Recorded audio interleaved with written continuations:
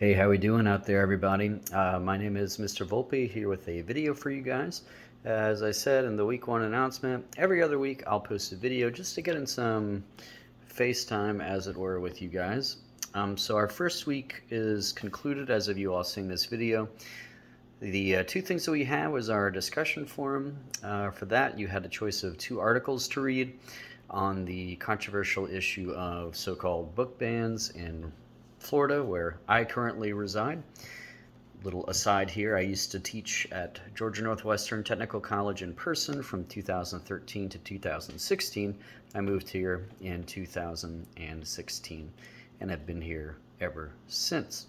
So those two articles there, one pro the book ban, one anti the book ban, and then the series of questions in that discussion forum. Your opinion, do you think the authors are making their points in good faith, etc., etc. You had to have a post of your own satisfying the word count, and then you had to respond to at least another student's post with the word count minimum for that as well.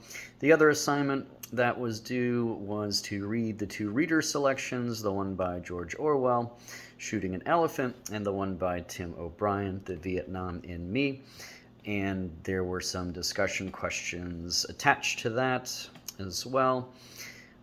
So that is last week. This week we're continuing in our narrative unit. So our first unit in our textbook, which we've abbreviated as SCC. You guys will see that abbreviation going forward, Successful College Composition. So we are going right into Chapter 3, which is titled Modes of Discourse. Basically a phrase meaning how we communicate with each other in the world and society. The first thing we look at is narrative, stories. Stories are fundamental to human relationships and the way we understand the world. So I always like starting with a narrative because I think it's probably the most primal and familiar thing for us to start with. You guys, I would recommend looking at chapters 1 and 2 in SCC. It has a lot of the sort of organizational information about writing and the purpose of writing. It's a lot of foundational kind of introductory information, so I don't dive into that right out of the gate. The writing process, introduction to writing, we go right into modes of discourse, and we're going to spend most of our time in Chapter 3. We'll visit Chapters 1 and 2 in particular when we start doing some revising and things like that. We are going to revise and edit some of our essays in here to, for an opportunity to receive a higher grade. But if you look in the Chapter 2, for example, there's a little section on MLA style, which is the style that we are going to be using in this class. MLA, the Modern Language Association. So when we write essays, our form is going to be in accordance with MLA formatting guidelines. But also in Chapter 2, there are things like pre-writing tools, outlining tools, drafting tools. We are actually drafting our first essay this week. You'll in fact see that your assignment in SCC is Chapter 3.1, which is the narration unit under Modes of Discourse. There are 3 exercises there. Exercise 1 asks you to kind of brainstorm on your own on a sheet of paper. You could turn that in if you want, but all I want is your responses to exercises 2 and 3, where you use that chart, that transition word chart.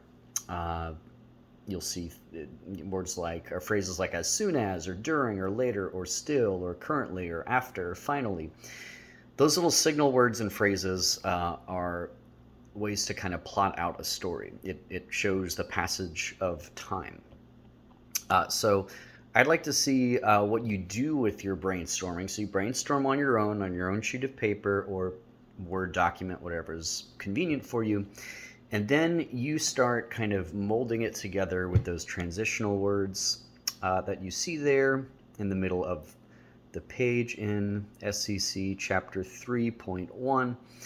And then exercise 3 is where you start adding a piece of further pieces of your essay. Okay, 2 or 3 paragraphs to your plot summary that you started in exercise 2. So exercises 2 and 3, I know exercise 3 it says on a separate sheet of paper. You don't have to do it on a separate sheet of paper. Just turn in exercises 2 and 3 in a single Word document. That would be most helpful.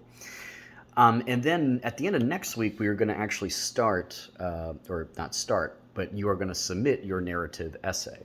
So you could see the student example at the bottom of SEC 3.1.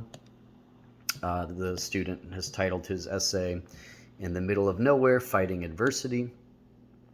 Now that's a personal narrative, okay? You guys can do a personal narrative if you want. Kind of like a realistic fiction narrative, something that's kind of slice of life or close to home.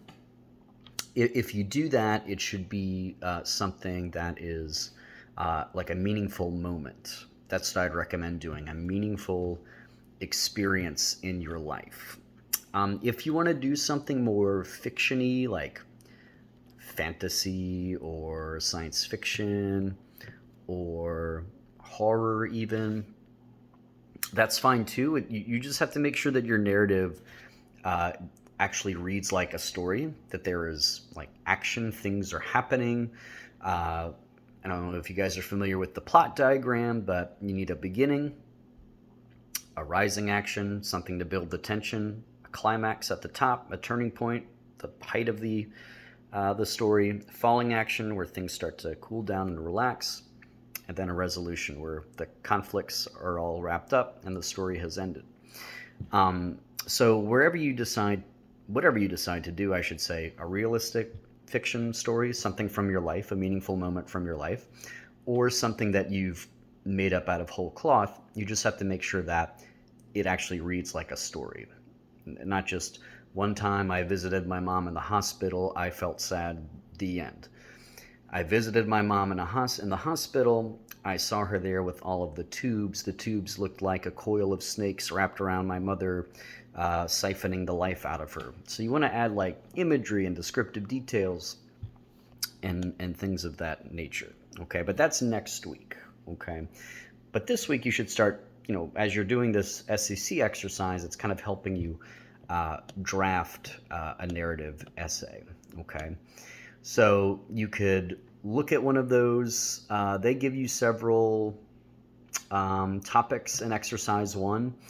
You don't have to do those. It could be something else. Okay, there's a list of 10 there: childhood, school, adventure, work, love, family, friends, vacation, nature, space. You could do something else. Your narrative can be about your character having been banished to hell, and he's trying to redeem himself to get out, to go to purgatory and then to heaven. You could get kind of creative with it. It just has to be a gripping story that shows your reader something rather than just reads like a list of flat details. Okay. So again, next week, you're drafting this week, exercises 2 and 3. The other thing to do is your journal entry. The journal entry, which is in week 2, everything is in week 2 this week. It's our second week after all. Week 2 folder, your journal is there as well, where I'm asking you to kind of reflect and comment on the power of storytelling.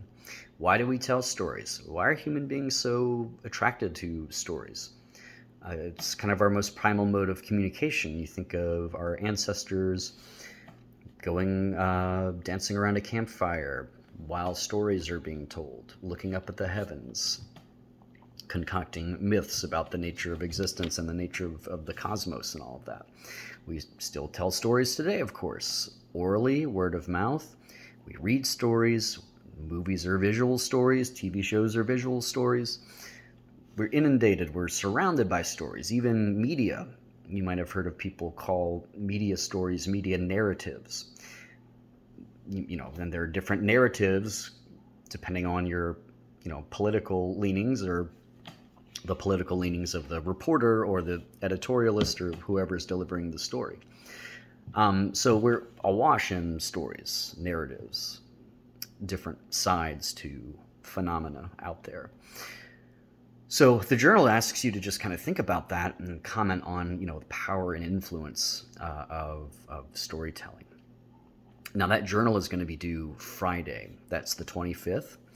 Whenever we do a journal or a discussion forum or a blog, those are always going to be due Friday. And then the textbook stuff, the SCC stuff, the reader stuff like you did last week, when you write an essay, those are always going to be due on a Sunday. So you'll have either a discussion forum, a blog, or a journal. That'll be due Friday. We have a journal this week due Friday. And then Sunday, 2 days later, the 27th, that is going to be the day on which your draft for your narrative is going to be due, based on the exercises in the SCC textbook, Chapter 3, Part 1. I think that is it. I try to keep these videos between 10 and 15 minutes. So if you guys have any questions or concerns or anything at all, feel free to email me. I'm pretty quick turning around emails because I always hated it when I was in school, which wasn't very long ago. I had this burning question I just had to get answered, and I was like obsessing over it. Please answer me, professor, teacher, instructor. It doesn't mean I'm going to answer you instantaneously, but if I see an email notification, it comes to my phone, and I'm going to try my best, but certainly within that day, usually, unless something's going wrong, I'm not getting notifications, something's screwy with my phone, but I'm going to return an email to you that day, absolutely. Okay, so if anything is amiss or you have questions, let me know. I'm going to start grading the first week's slate of assignments this week. Just to let you know, my day job, I am a middle school teacher, 6th, 7th, and 8th graders, so I have 73 students there, and I have you all as well at Sonoraville. So just try to be patient with me, because sometimes in all those essays and things I have to read and evaluate converge, it is going to kind of, things are going to become a little more protracted with timelines and returning things to you. So please do be patient. I don't just sit around and not grade your work. Okay, rest assured. So yeah, I think I'll stop it there. Great to be with you guys. I do really love working with the folks over at Sonoraville and the students there, and it's my pleasure to be doing it again. And yeah, with that, I'll just wish you a happy week, peace, and I'll be with you with another video in a couple weeks. And check out our announcement this week, and it tells you what to do. Basically a shortened version of what I said during this video. All right, later.